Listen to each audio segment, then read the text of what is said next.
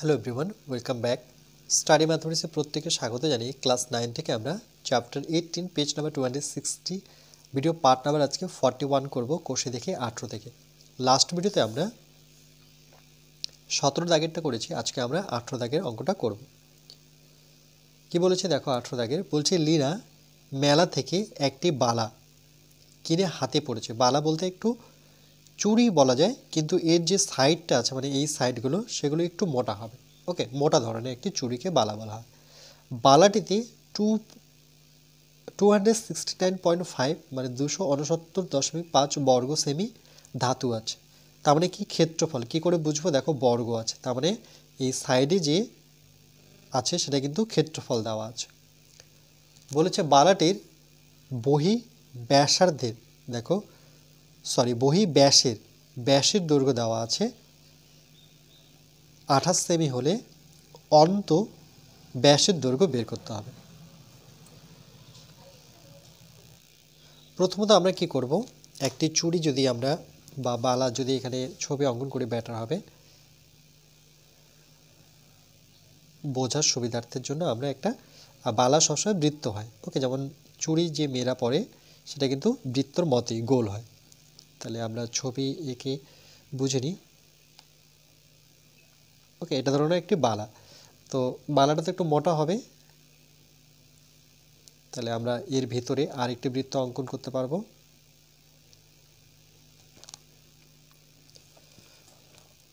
ওকে, এটাকে বলা হয় একক কেন্দ্রীয় বৃত্ত বলা, মানে একটি কেন্দ্র দিয়ে দুটো বৃত্ত। এবার কি করব, এই প্রথম যে বৃত্তটা আছে মানে ভেতরের যে বৃত্তটা আছে সেটার একটা ব্যাসার্ধ নিয়ে আমরা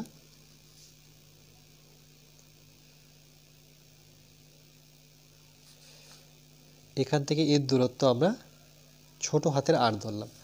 তাহলে আরেকটা পাবো, দেখো বড় বৃত্ত থেকে নেব, তাহলে এটাকে আমরা ধরলাম বড় হাতের আর, মানে টোটালটা। ওকে, আর এইটুক জায়গায় মানে কি এর আমার ক্ষেত্রফল দেওয়া আছে, মানে এই কতটুকু জায়গা জুড়ে আছে তার ক্ষেত্রফল দেওয়া আছে 269.5। ওকে, মানে এই সাইডটুকু। তাহলে আমি একটু পজ করি এটা। তাহলে আমরা যেহেতু এটাকে আর ধরেছি অন্ত ব্যাসার্ধ, তাহলে এটাকে আমরা লিখব যে মনে করি বা ধরি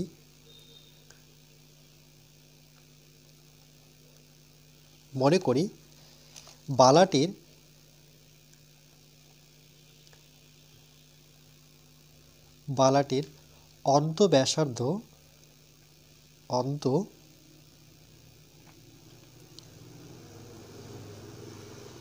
অন্ত ব্যাসার্ধের দৈর্ঘ্য, সেটা আমরা ছোট হাতের আর ধরেছি, তাহলে আর একক নিতে হবে সেমি। ওকে, এবং বালাটির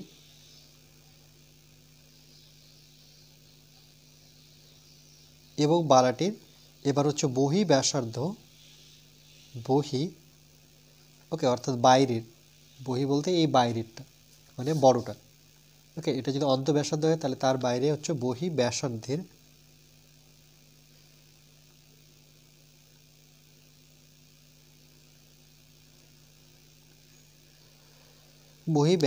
দৈর্ঘ্য, সেটা কত, বড় হাতের আর এত সেমি। আচ্ছা, এবার আমরা কি করব, যে অন্ত ব্যাসার্ধে যেহেতু আমাদের জানা নেই, যে ব্যাসার্ধটা জানা নেই, তাহলে সেক্ষেত্রে আমরা এর ক্ষেত্রফল লিখতে পারি। তাহলে আমরা লিখব যে বালাটির অন্ত ব্যাসার্ধের ক্ষেত্রফল,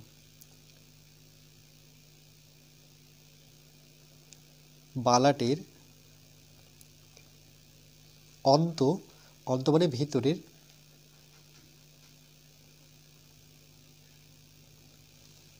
অন্ত ব্যাসার্ধের ক্ষেত্রফল। তাহলে আমরা জানি বৃত্তের যে ক্ষেত্রফল, অর্থাৎ এই বৃত্তের ক্ষেত্রফল বলছে ছোটটা, তাহলে সেখানে আমরা জানবো পাই আর স্কোয়ার এত বর্গ, যেহেতু ক্ষেত্রফল বর্গ সেমি, এই পর্যন্ত রাখবো। ওকে, আর এখানে দেখো এখানে কিন্তু দেওয়া আছে যে বহি ব্যাসের দৈর্ঘ্য দেওয়া আছে। অর্থাৎ এখান থেকে এর দূরত্ব দেওয়া আছে, মানে আমি যদি এইভাবে যুক্ত করি এইভাবে তাহলে টোটালটা দেওয়া আছে, মানে টোটালটা দেওয়া আছে 28। ওকে, বালাটির বহি ব্যাসার্ধের দৈর্ঘ্য, তাহলে সেক্ষেত্রে ব্যাসের দৈর্ঘ্য হলে ব্যাসার্ধের দৈর্ঘ্য আমরা পেয়ে যাব, তাহলে আমাকে ব্যাসার্ধের দৈর্ঘ্য বের করতে হবে। তাহলে এই জন্য কিন্তু আমাদের একটুখানি বের করে রাখতে হবে, তাহলে আমি এই জায়গাটায় বের করছি। ওকে, তাহলে বহি ব্যাসের দৈর্ঘ্য এখানে লিখছি যে বহি ব্যাসের দৈর্ঘ্য সেটা কত 28। দেখো বহি ব্যাসের দৈর্ঘ্য 20, মানে এই টোটালটা এখান থেকে এর দূরত্ব 20। তাহলে আমাকে বহি ব্যাসার্ধের দৈর্ঘ্য বের করতে হবে, তাহলে লিখতে হবে বহি ব্যাসার্ধের দৈর্ঘ্য। ব্যাসার্ধকে কি করে বের করতে হয়, যে টোটালটা এখান থেকে এর যা দূরত্ব 28 সেটাকে 2 দিয়ে ভাগ করতে হয়। মনে রাখবে ব্যাসকে 2 দিয়ে ভাগ করা মানে সেটা ব্যাসার্ধ হয়। ওকে, আর ব্যাসার্ধকে সবসময় আমরা আর দ্বারা সংকেত দিয়ে বোঝাবো, কিন্তু যেহেতু বড়টা নিচ্ছি তাহলে বড়টার কিন্তু ব্যাসার্ধ হচ্ছে বড় হাতের আর হবে। ঠিক আছে, তাহলে এখানে বহি ব্যাসার্ধের দৈর্ঘ্য সেটা কত, 2 দিয়ে কাটাকাটি করি, 2 × 2 আর 2 দিয়ে কাটলে পরে 4, তাহলে কত 14 সেমি পাবো। ওকে, তাহলে যেখানে আর পাবো সেখানে কিন্তু আমি 14 বসাবো। তাহলে বালাটির এটা হচ্ছে অন্ত ব্যাসার্ধের ক্ষেত্রফল, তাহলে ঠিক একইভাবে লিখবো যে বালাটির বহি ব্যাসার্ধের অন্তঃব্যাসার্ধের ক্ষেত্রফল। ওকে, বালাটির অন্তঃব্যাসার্ধের ক্ষেত্রফল, তাহলে বালাটির বহি ব্যাসার্ধের ক্ষেত্রফল, বহি ব্যাসার্ধের ক্ষেত্রফল, বা এটাকে ডাইরেক্ট লেখা যেত বালাটির ক্ষেত্রফল, কিন্তু অন্ত তো লিখতেই হবে, কেন ভিতরেটা বোঝাচ্ছে। তাহলে আমি বালাটির অন্তঃব্যাসার্ধের ক্ষেত্রফল লিখলাম, ব্যাসার্ধ নিয়ে যেহেতু করতে হয়। তাহলে বহি ব্যাসার্ধের ক্ষেত্রফল পাই, এখানে ছোট হাতের আর দিতে পারবো না যেহেতু বড়টা নিচ্ছি, তাহলে সেক্ষেত্রে ক্যাপিটাল আর দিতে হবে। সূত্র একই, πr², এটাও πr² হবে, এত বর্গ সেমি। ডিফারেন্স শুধু এটার ক্ষেত্রে স্মল লেটার আর, মানে ছোটটা নিয়েছি, আর বড়টার ক্ষেত্রে বড় হাতের আর নিতে হবে। কিন্তু এখানে আমাদের আরেকটা কোশ্চেনে আছে, সেটা হচ্ছে বড় হাতের আর এর কিন্তু জানা আছে মানটা, সেটা কত 14, কেন 28-এর অর্ধেক কত হবে 14 হবে, তাহলে এখানে বসাতে হবে 14 এর স্কোয়ার বর্গ সেমি। ওকে, জাস্ট এইটুকুই ডিফারেন্স। এবার আমরা কি করব, আর এখানে ক্ষেত্রফলটা দেওয়া আছে, দেখো বলছে যে মিনা মেলা থেকে একটি বালা কিনে হাতে পড়েছে, বালাটিতে এত বর্গ সেমি ধাতু আছে। ধাতুটা অ্যাকচুয়ালি কোথায় থাকে, এখানে থাকে। এটা দিয়ে তো হাত আমরা সাধারণত হাতে ভরি, তাই না, চুরিটা। এটা এই জায়গাটা কিন্তু ফাঁকা থাকবে বা ফাঁপা থাকবে, তাহলে ধাতুটা নিশ্চয়ই সাইডে সাইডে থাকবে। তাহলে আমরা কি করব, যে লিখব শর্তানুসারে, ভীষণ ইম্পর্টেন্ট লাইন। ওকে, শর্তানুসারে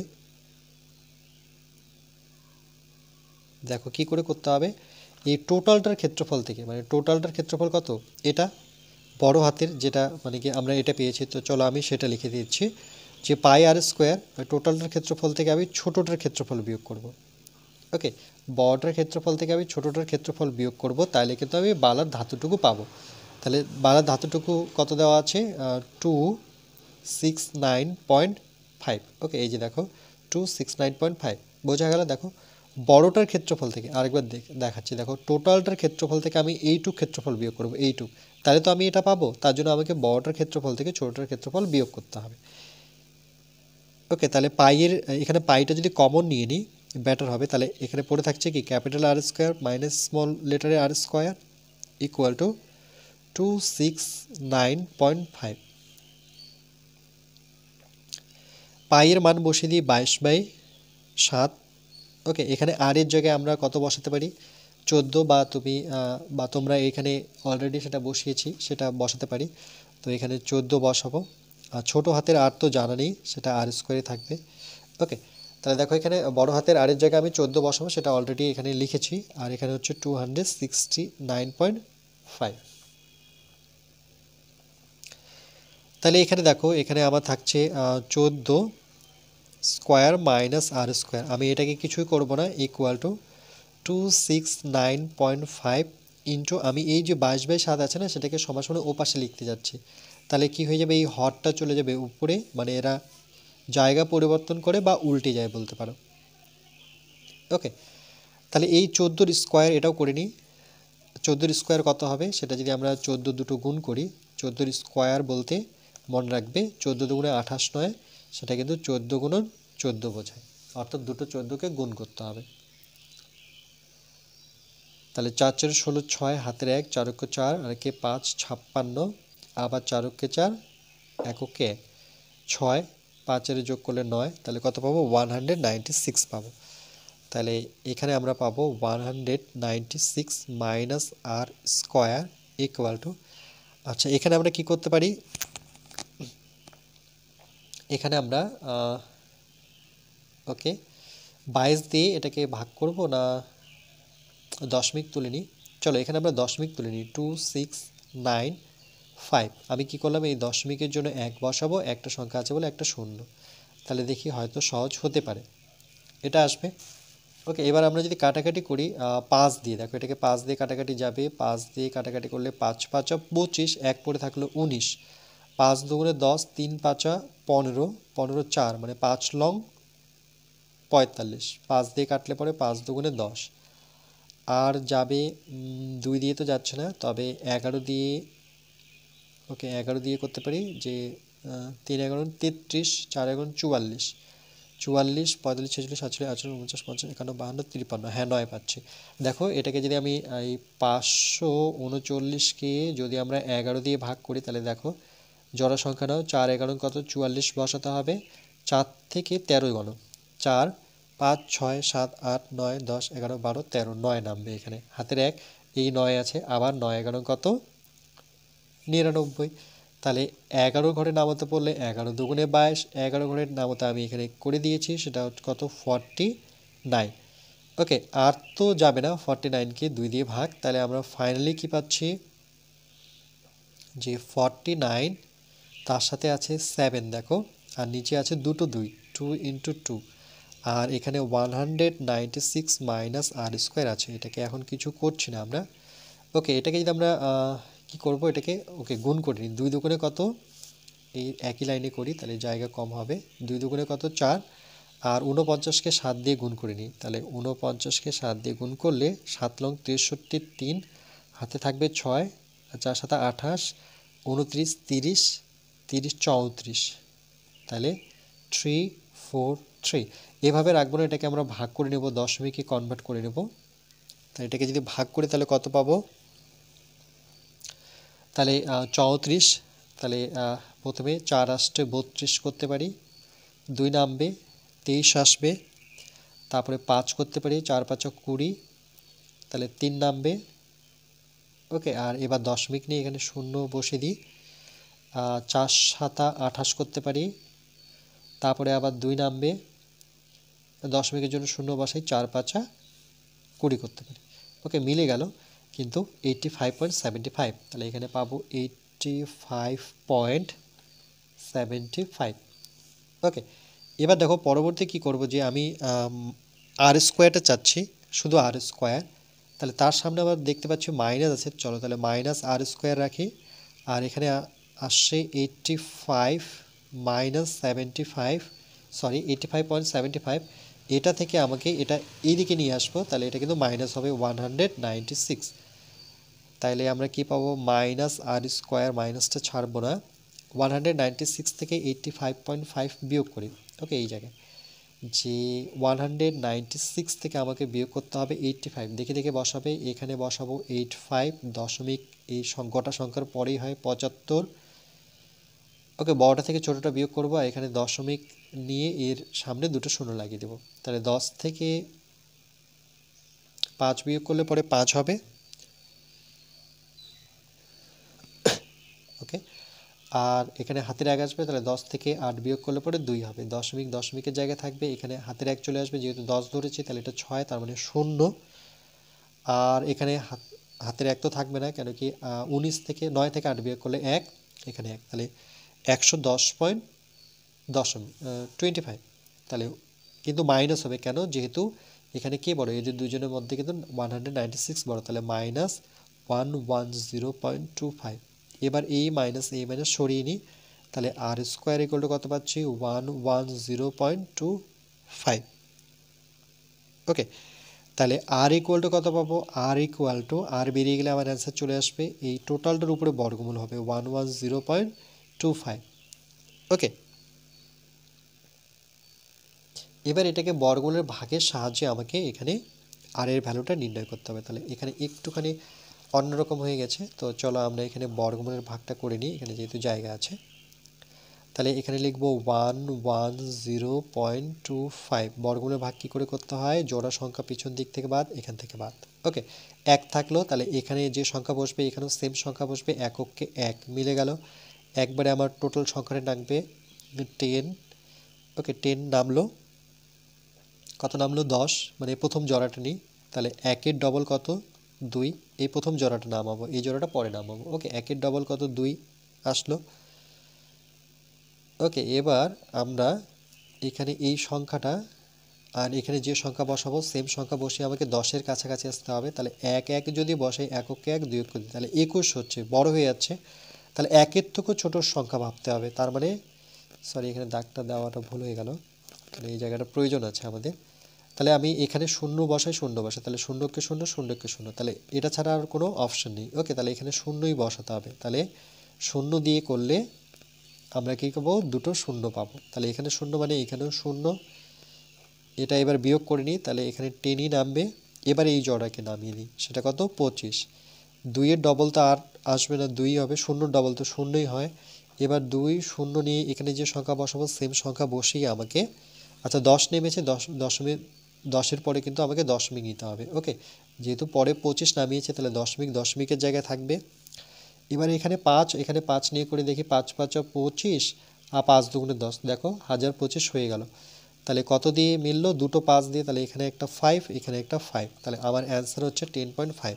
তাহলে এটাকে দুবার লিখতে হবে, যে 10.5 ইন্টু 10.5, এই 10.5 গুণ করলে এটা পাবো।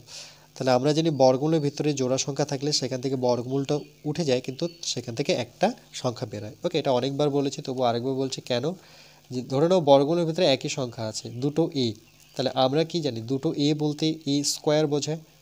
তাহলে এটা আর এটা কেটে যায়, বর্গমূল বর্গ কেটে এ হয়। তাহলে আমরা বলতে পারি যে একই সংখ্যা থাকলে ডাইরেক্ট আমরা এ লিখবো, বা যে কোনো সংখ্যা হতে পারে, 2 হতে পারে, 3 হতে পারে। তাহলে এটা কি আর ইকুয়াল টু কী ছিল, আর ইকুয়াল টু কিন্তু আমার সেটা ছিল বালাটির অন্ত ব্যাসার্ধের দৈর্ঘ্য, কিন্তু ব্যাসার্ধ তো বের করতে পারিনি, আমাকে ব্যাসের দৈর্ঘ্য চেয়েছে, রাইট। তাহলে লিখব বালাটির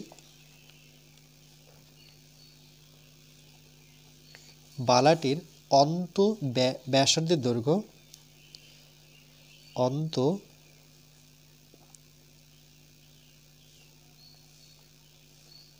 ব্যাসার্ধের দৈর্ঘ্য, সেটা কত পেলাম 10.5 সেমি, কিন্তু এটা চাইনি, আমাদের ব্যাসের দৈর্ঘ্য চেয়েছে। তাহলে আমরা লিখব যে বালাটির অন্ত, মানে ভিতরেরটা, অন্ত ব্যাসের, ওকে, অন্ত ব্যাসের দৈর্ঘ্য। ব্যাস কী করে বের করতে হয়, আমরা জানি যে 2 এর সাথে যদি ব্যাসার্ধ গুণ করি তাহলে আমরা ব্যাস পাবো। 2 ইন্টু ব্যাসার্ধ, মানে ব্যাসার্ধের দ্বিগুণ হচ্ছে ব্যাস। তাহলে 2 আর ব্যাসার্ধ কত 10.5 সেমি। ওকে, এটা কিন্তু মনে রাখবে যে ব্যাস বের করা খুবই সহজ। এটুক বেরিয়েছে আমাদের 10.5, তাহলে ব্যাস কি হবে, এটা যেহেতু দ্বিগুণ, এটাকে যদি যুক্ত করি তাহলে 2 এর সাথে ব্যাসার্ধ গুণ করতে হয়।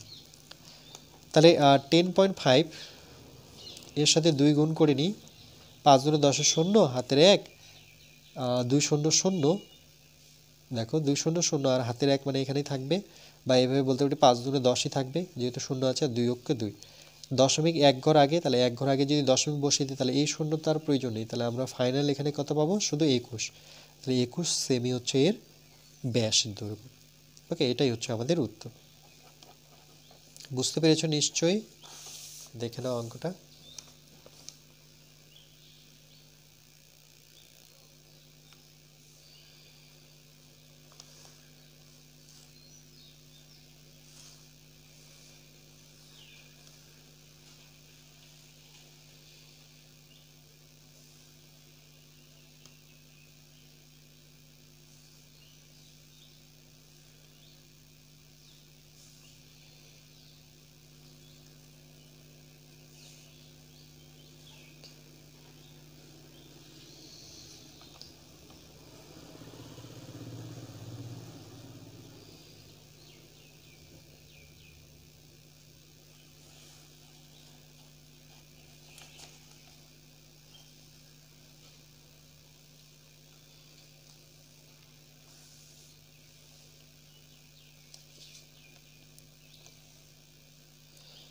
এরপরে নেক্সট পার্ট নাম্বার 42 আমরা ম্যাথ নং সেখানে 19 করব।